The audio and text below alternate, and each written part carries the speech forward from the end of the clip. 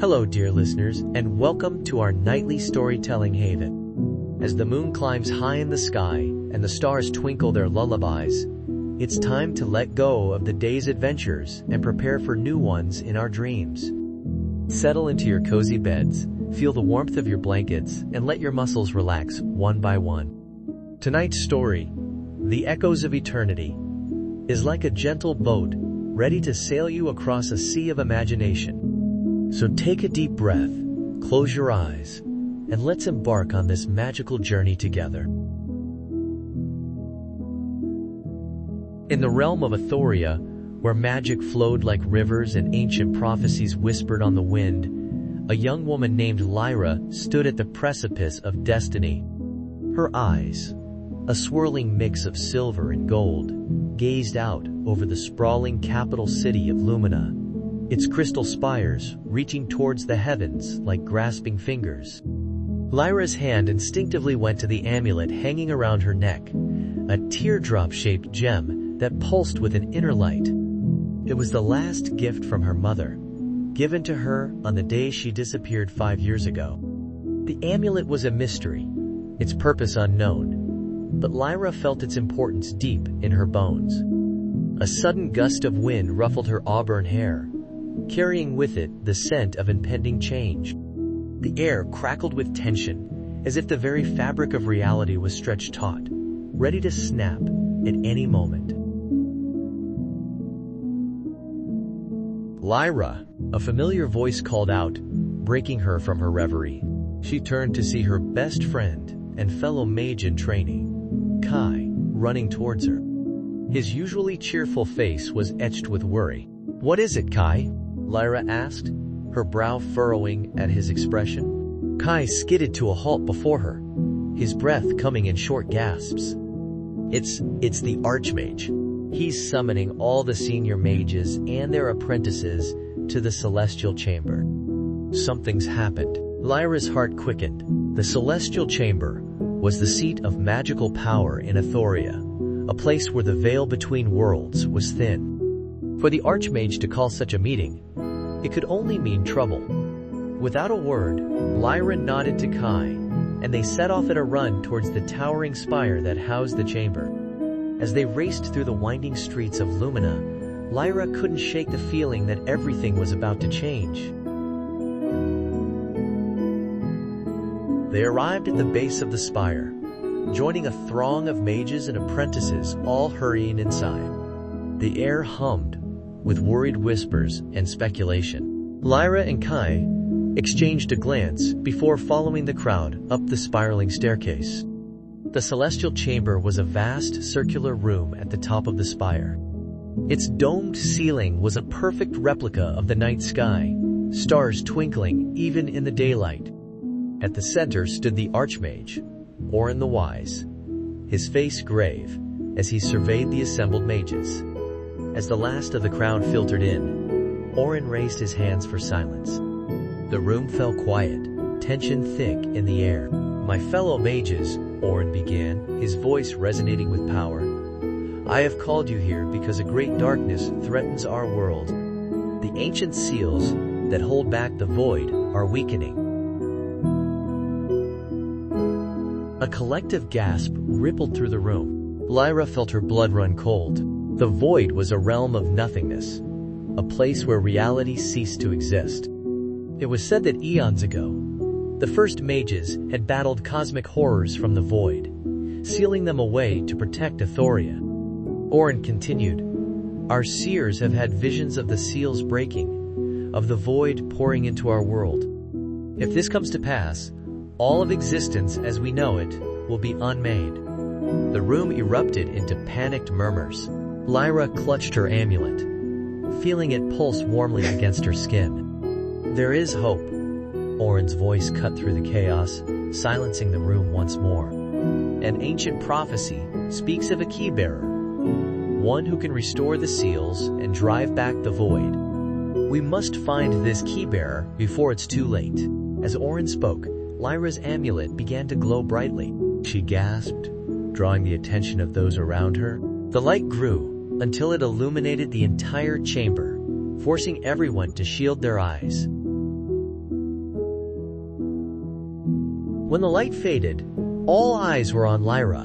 Her amulet floated before her, transformed into a key of pure energy. Oren's eyes widened in recognition. "The Keybearer," he breathed. "It's you, Lyra." In that moment, Lyra felt the weight of destiny settle upon her shoulders. She reached out, grasping the key, and felt power surge through her veins.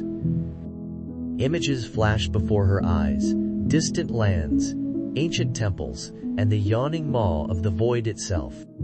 I don't understand," Lyra stammered, overwhelmed by the visions. Oren approached her, his eyes kind but urgent. "The key you hold is the linchpin of reality, Lyra. It was hidden ages ago, waiting for the right moment and the right bearer. You must use it to restore the seals and save our world." Lyra looked around the room, seeing a mix of hope and skepticism on the faces of the assembled mages. Her eyes found Kai, who gave her an encouraging nod. Taking a deep breath, Lyra straightened her shoulders. "What must I do?" Oren smiled, a glimmer of hope in his ancient eyes. "You must embark on a perilous journey to the four corners of Athoria. There, you will find the ancient temples where the seals were first forged. You must reactivate them using the key." "I'll go with her." Kai stepped forward, his voice firm. Oren nodded. "Yes, you will need companions on this quest. Choose your party wisely, Lyra. The fate of our world rests in your hands." As the gravity of the situation settled over the room, Lyra felt a mix of fear and determination. She may not have asked for this destiny, but she would not shy away from it. "I'll do it," she said, her voice stronger than she felt. "I'll save our world." And so began Lyra's epic quest. She chose her companions carefully. Kai, her loyal friend and talented illusionist. Zara, a fierce warrior from the northern clans. And Thorn, a grizzled ranger with unparalleled tracking skills. Their first destination was the Temple of Earth in the far west, hidden deep within the Whispering Woods. The journey was treacherous, filled with challenges that tested their resolve and strengthened their bonds. As they ventured deeper into the Whispering Woods, the forest seemed to come alive around them. Trees whispered secrets in ancient tongues, their branches reaching out to block their path. Shadows danced at the edge of their vision, taking on sinister forms before melting away. On the third night of their journey, as they huddled around a meager campfire, Zara spoke of her people's legends. "The elders of my clan speak of a time when the world was young," she said, her voice low and reverent. "They say that the void was once part of our world, a necessary balance to creation. But something went wrong, and the void became corrupt, seeking to consume all of existence." Lyra listened intently, feeling the key thrum with energy at Zara's words. "Do your legends say anything about the Keybearer?" she asked.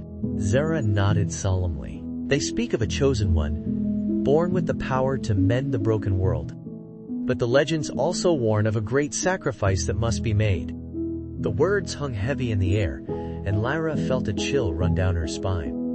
What sacrifice would be required of her? As they delved deeper into the heart of the forest, they encountered their first real test. A group of shadow creatures, writhing masses of darkness with glowing red eyes, ambushed them in a moonlit clearing. Kai's illusions confused the creatures, creating false targets for them to attack. Zara's blade flashed in the dim light, cutting through the shadows with surprising effectiveness. Thorn's arrows found their mark with unerring accuracy, dispersing the creatures into wisps of darkness. But it was Lyra who turned the tide of the battle. As the largest of the shadow creatures bore down on her, she raised the key instinctively. A burst of pure light erupted from it, banishing the shadows and leaving the clearing peaceful once more. Panting and exhilarated, Lyra stared at the key in wonder. "I had no idea it could do that," she breathed. Thorn clapped her on the shoulder. a rare smile crossing his weathered face. "You're learning, lass. That's good. You'll need every trick you can muster before this journey's done." They pressed on, the forest growing denser and more primordial with each passing day. Strange fruits hung from gnarled branches, their scent alluring but dangerous. More than once, Thorn's expertise saved them from eating something that would have spelled their doom. Finally, after what felt like weeks of travel, they emerged from the whispering woods into a vast clearing. There, rising before them like a mountain made by giant hands, stood the Temple of Earth. Its walls were living stone, veined with glowing ley lines and covered in writhing vines. Ancient runes pulsed with power, and the very ground seemed to tremble in its presence. As they approached, the trembling intensified. Cracks appeared in the earth, and from them seeped tendrils of absolute darkness. The void, seeping through the weakening seal. "The seal is almost broken," Lyra realized, feeling the key pulse in response. They raced inside, fighting their way past ancient guardians awakened by the void's influence. Stone golems lumbered to life, their eyes glowing with an inner fire. Vines, animated by chaotic magic, lashed out at them, trying to ensnare and crush. Kai's illusions proved invaluable, confusing the guardians and creating safe passages for them to slip through. Zera's strength and Thorn's precision made short work of the obstacles they couldn't avoid. And all the while, Lyra felt the key guiding her, its power growing with each step. At the heart of the temple, they found the seal, a swirling vortex of earth and magic, cracking at the edges.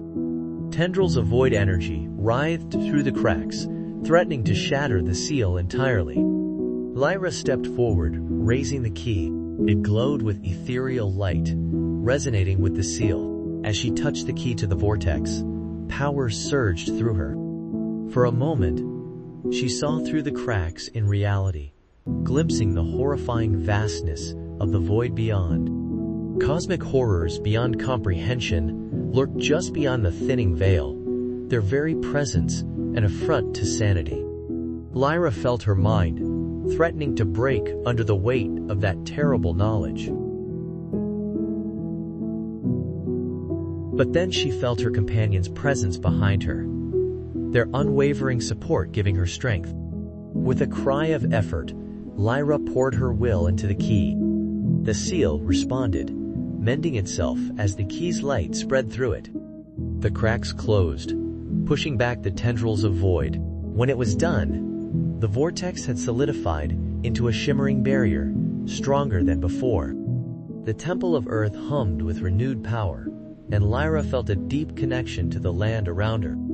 Exhausted but triumphant, Lyra turned to her companions. "One down," she said with a weak smile. 3 more to go. Their next destination was the Temple of Air, nestled high in the Sky Peak Mountains. The journey from the whispering woods to the mountains was arduous, taking them across vast plains and treacherous ravines. As they traveled, they began to notice unsettling changes in the world around them. The sky would occasionally flicker, as if reality itself was having trouble maintaining its integrity. Strange creatures, warped by void energy, roamed the lands. They encountered villages that had been touched by the encroaching darkness.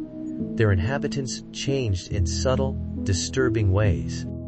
In one such village, they found the people in a trance-like state, their eyes clouded over with swirling darkness. At the center of the village stood a void-touched tree, its branches reaching out to tap into the villagers' life force.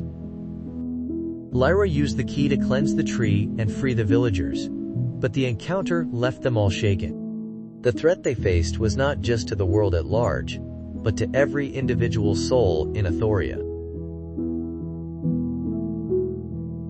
As they neared the Sky Peak Mountains, the air grew thin and bitterly cold.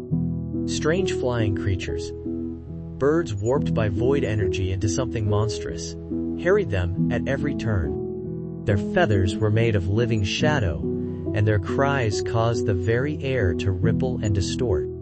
The climb up the mountains was perilous. The narrow paths wound along sheer cliff faces, with howling winds threatening to pluck them from the mountainside. More than once, they had to shelter in caves to escape sudden, unnatural storms that blackened the sky and rained shards of void-infused ice. It was in one of these caves that Kai finally asked the question that had been on all their minds. "Lyra," he said, his voice barely audible over the raging storm outside. "What did you see when you touched the Earth seal? What's really out there in the void?" Lyra shuddered, the memory of that cosmic horror still fresh in her mind.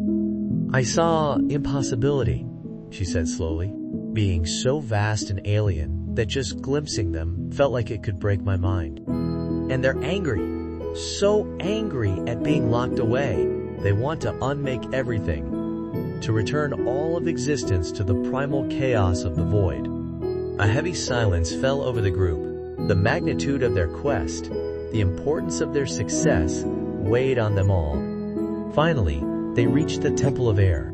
Unlike the solid, grounded presence of the Earth Temple, this structure seemed to defy gravity. It floated among the clouds, its spires twisting in impossible ways that hurt the eyes to look at directly.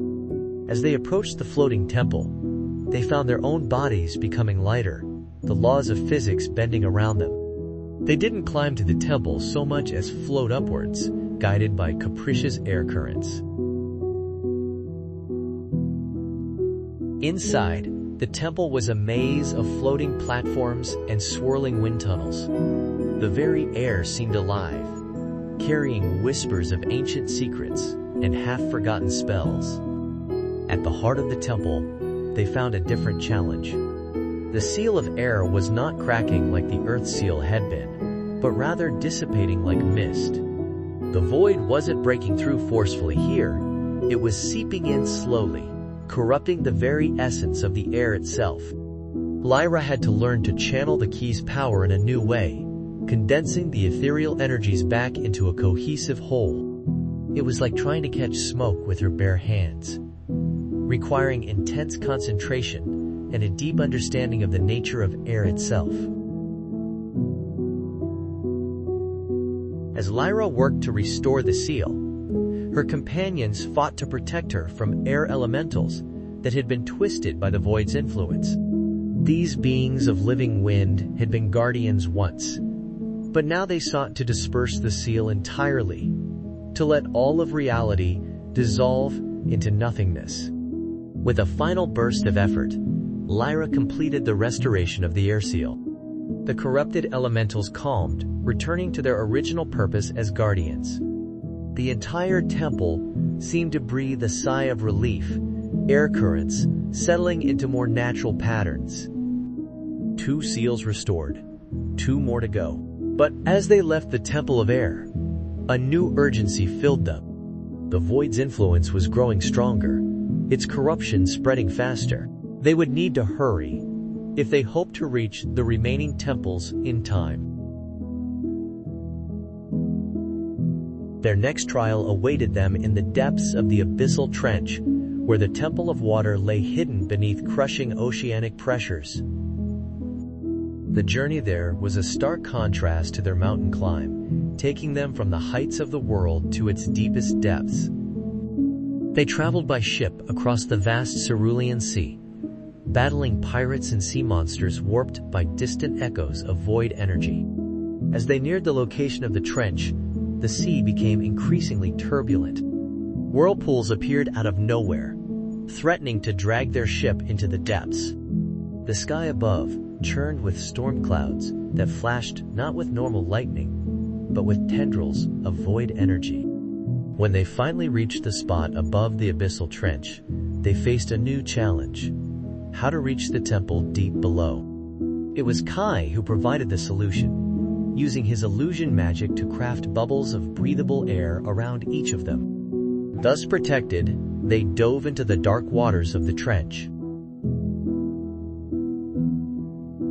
The descent was harrowing. The pressure increased with every meter, threatening to crush them despite their magical protection. Strange bioluminescent creatures lit their way, their lights pulsing in hypnotic patterns that threatened to lure them off course. In the inky blackness of the deep, they encountered monstrous creatures that defied description. Great tentacled horrors with too many eyes, swarms of flesh-eating creatures with razor-sharp teeth, and things that seemed to be made of living darkness all tried to bar their path. Certainly, I'll continue the story from where we left off. Thorn's keen senses and Zara's combat prowess kept them alive, while Kai's illusions helped confuse and misdirect the dangers lurking in the deep. Lyra's growing connection to the key allowed her to create bursts of light, momentarily illuminating their path and driving back the most shadow-touched creatures. As they descended deeper, the water around them began to change. It became thicker, almost syrup-like, and tendrils of void energy swirled within it. The corruption was more pronounced here, so close to the weakening water seal. Finally, they reached the Temple of Water. Unlike the previous temples, this one was a structure of pure flowing water, somehow maintaining its shape, despite the crushing pressures around it. Runes of ancient power glowed with a soft blue light, pulsing in rhythm with the currents. Entering the temple was like stepping into another world. Inside, they found themselves in a bubble of air, surrounded by walls of flowing water that showed glimpses of the ocean beyond. But these glimpses were disturbing, flashes of void creatures pressing against the weakening barriers of reality. They made their way through the temple, each chamber presenting a new challenge. In one, they had to navigate a maze where the paths constantly shifted and flowed. In another, they faced reflections of themselves, dark mirror images that embodied their greatest fears and doubts. At the heart of the temple, they found the water seal. It was a massive whirlpool of energy, but unlike the earth and air seals, this one was actively falling apart. Streams of water were being pulled into the void, and with each passing moment, the seal grew weaker. Lyra stepped forward, raising the key, but as she did, a massive tentacle burst through the weakening seal. It was followed by another and another, until they were faced with a colossal entity trying to force its way through from the void. "Protect Lyra," Zara shouted, brandishing her sword against the impossible horror. As her companions fought to keep the creature at bay, Lyra focused all her energy on the key. She could feel the power of the water seal, the essence of all the world's oceans, flowing through her. But she could also feel the pull of the void, the temptation to simply let go and allow everything to dissolve into nothingness. In that moment, Lyra understood the true nature of her task. It wasn't just about mechanically fixing the seals, it was about choosing existence over oblivion, about finding the strength to affirm life in the face of cosmic horror. With a cry that came from the depths of her soul, Lyra poured her will into the key. Light exploded outward, pushing back the void entity and repairing the fractured seal. The whirlpool of energy stabilized, becoming a shimmering barrier that pulsed with the ebb and flow of tides. As the light faded, Lyra collapsed, exhausted but victorious. Her companions rushed to her side, amazed and relieved. The water temple hummed with renewed energy, the corruption purged from its depths. 3 seals restored, one final task remained. But as they made their way back to the surface, they could feel that time was running short. The world was unraveling faster now, reality becoming thin and fragile. Their final destination was the Temple of Fire, located in the heart of an active volcano known as Mount Infernus. The journey there was a race against time, as the sky above them flickered and warped. and the very ground beneath their feet sometimes seemed to lose substance. They traveled through lands that had been touched by the encroaching void. Forests where the trees grew in impossible shapes, their leaves phasing in and out of existence. Fields where gravity fluctuated wildly, forcing them to tether themselves together to avoid floating away. They encountered people who had been driven mad by glimpses of what lay beyond the thinning veil of reality. As they neared Mount Infernus, the air grew thick with ash and smoke. The volcano loomed before them, a great wound in the earth belching fire and brimstone. But mixed with the natural eruptions were bursts of void energy, dark tentacles that reached out from the crater only to dissolve in the scorching air. The climb up the volcano was treacherous. The ground constantly shifted beneath their feet, and waves of heat threatened to overwhelm them. Kai's illusions provided some protection, creating mirages of coolness that helped them endure the intense temperatures. Zara's strength proved invaluable as she helped the others navigate particularly difficult stretches, while Thorn's expertise allowed them to predict and avoid sudden lava flows. At last, they reached the crater's edge. Below them, instead of a lake of lava, they saw a swirling vortex of fire and darkness. The Temple of Fire floated in the center, a structure of crystallized flame that pulsed with a heartbeat of molten rock. "How are we supposed to reach that?" Kai asked, his voice filled with awe and fear. As if in answer, a path of cooled stone began to form, creating a bridge to the temple. But as it formed, so too did creatures of living flame and shadow, guardians corrupted by the void's influence. "I'll hold them off," Zara said, drawing her sword. "Get Lyra to the seal." What followed was a desperate race across the bridge. Thorn's arrows and Kai's illusions kept the worst of the guardians at bay, while Lyra focused all her energy on reaching the temple. She could feel the key thrumming with power, resonating with the final seal. Inside the Temple of Fire, they found a scene of chaos. The seal was all but destroyed, and tendrils of the void writhed through the gaps. For the first time, Lyra saw clearly the beings that dwelt in that realm of nothingness, shapes that defied comprehension, that hurt the mind to look upon. As Lyra raised the key, one of these beings reached out, trying to pull her into the void. Her companions fought desperately to protect her, but they were outmatched by the cosmic horror. In that moment, with oblivion literally at her fingertips, Lyra understood the full extent of her power. The key was not just a tool. It was an extension of herself, of the life force that flowed through all things. With a burst of blinding light, Lyra pushed back the void entity.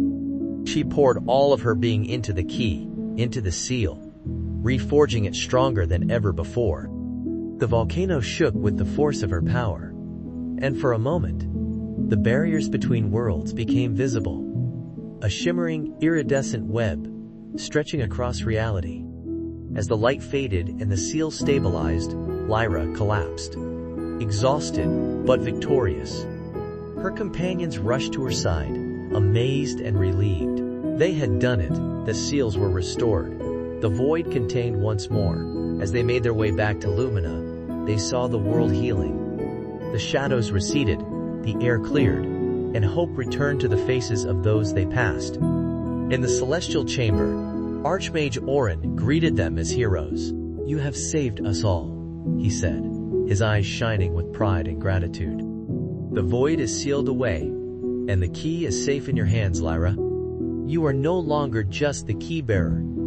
You are the guardian of reality."